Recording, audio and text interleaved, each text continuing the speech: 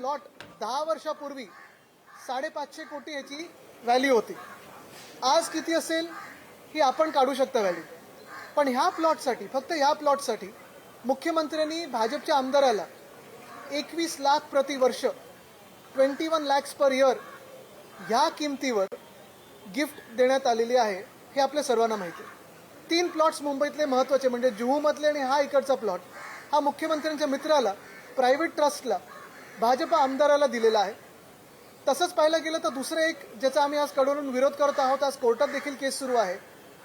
फुटबॉलचं आमचं जे एकमेव मोठं आर्टिफिशियल टर्फ अधिकृत असोसिएशनचं होतं, नेव्हिल डिसूजा फुटबॉल टर्फ, हे देखील भाजपनी धापून मुंबई महानगरपालिकेच्या माध्यमातून काल परवा रात्री कोर्टात एक सांगून देखील दुसरं करून त्यांच्या एका ट्रस्टकडे घेणार आहेत. तिथे एक्झिबिशन सेंटर, कन्व्हेन्शन सेंटर करणार आहेत आणि नेव्हिल डिसूजा हे नाव पुसून एका भाजपच्या नेत्याचं नाव देणार आहे.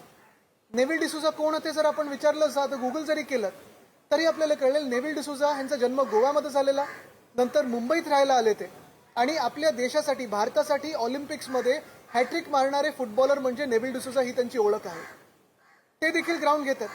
तसंच सिद्धिविनायकाच्या मागे जे मैदान आहे, मेट्रो 3च्या माध्यमातून तिथे घुसायचा प्रयत्न सुरू आहे. अनेक मैदानं मुंबईमधली मुख्यमंत्री महोदय स्वतः घेऊन आपल्या मित्रांना देण्याचा प्रयत्न करत आहेत. अजून एक तसं पाहायला गेलं तर BSTचे 22 डेपो ह्याचं प्रायव्हेटायझेशनचा प्रस्ताव परवाकडे मंजूर करून घेतला त्यांनी घाई गडबडीत. आणि सगळ्यात भयानक म्हणजे मुलुंड येथे स्पोर्ट्स कॉम्प्लेक्ससाठी रिझर्व्ड असलेली जागा ही पेट्रोल पंपाला देतात. अवतीभोवती पेट्रोल पंप असूनही मुख्य गोष्ट हीच आहे की भाजपला मुंबई महानगरपालिका ह्याचसाठी घ्यायची होती कारण अशा मोकळ्या मैदानं, अशा मोकळ्या जागा जिथे तुम्ही मोकळा श्वास घेऊ शकता, मुंबईकर म्हणून चालायला जाऊ शकता, ही सगळी घेऊन ह्यांना प्रायव्हेटाईज करायचे आणि त्याचा आम्ही विरोध करत आहोत, करत राहू आणि मुंबईकर म्हणून रस्त्यावर उतरून ह्याचा विरोध करू. कारण हे जोपर्यंत मागे घेत नाहीत, मुख्यमंत्री हा भूखंडाचा घोटाळा थांबवत नाहीत, तोपर्यंत आम्ही ह्याचा विरोध मुंबईकर म्हणून करू.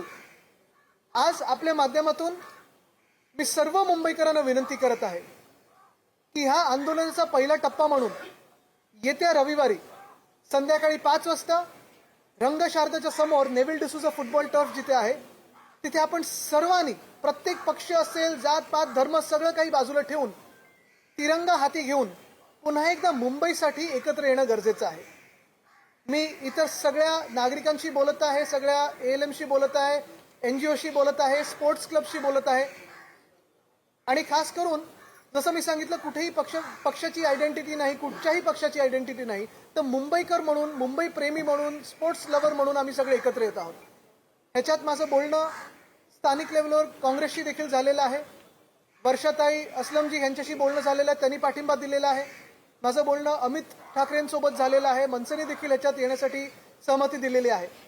आणि खास करून जसं मी सांगितलं की मी आपल्या माध्यमातून सर्व पक्षांना विनंती करत आहे, तुम्ही कोणाचेही मतदार असाल, कुठच्याही विचारधारेचे असाल, पण एक मुंबईचा नागरिक म्हणून, खेळप्रेमी म्हणून, फुटबॉल प्रेमी म्हणून, मोकळे मैदानांसाठी जे तुम्ही लढत असाल, तुम्ही एकत्र येणं गरजेचं आहे.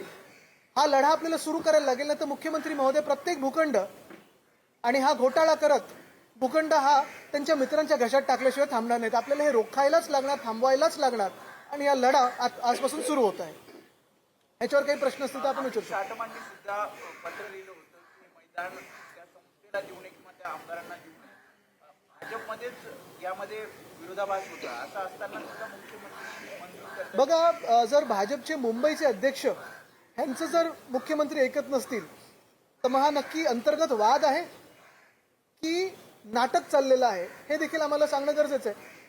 नाहीतर या ना आमच्यासोबत बसा इथे आणि विरोध करा, या आंदोलनात येऊन विरोध करा मुख्यमंत्र्यांचा. कारण जर अमित साटम यांनी पत्र दिलं असेल तर मग ते महापौरांनी कसं पास करून घेतलंय? मुंबईचे अध्यक्ष भाजपचे कोण आहेत की त्यांचे आता काही अधिकार राहिले नाही, त्यांची काही इज्जत राहिली नाही पक्षामध्ये, हे देखील त्यांनी सांगावं.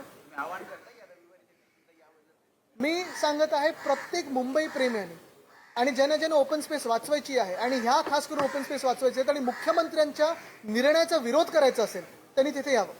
ओपन स्पेस नको हाच खरं तर धोरण दिसतोय का तुम्हाला? कारण तुम्ही 5चा उल्लेख केले की सगळे ओपन स्पेसची जागा आहे, तिकडे लोक खेळत आहेत, लोक चालतात. ओपन स्पेस नको हे सरकारचं धोरण दिसतं. सरकारचं धोरण दिसायला लागलेलं आहे. कारण 22 बस डेपोज असतील किंवा हे असे प्लॉट्स असतील जर मुख्यमंत्री स्वतःच्या मित्रांना द्यायला लागले असतील तर हा घोटाळा, हा भ्रष्टाचार हा उघड उघड दिसतोय. प्रधानमंत्र्यांचं ह्या भ्रष्टाचारावर लक्ष आहे का? आम्ही कोर्टात तर गेलोय, कोर्टाचा निर्णय अपेक्षित आहे, पण लोकांचं तर लक्ष आहेच.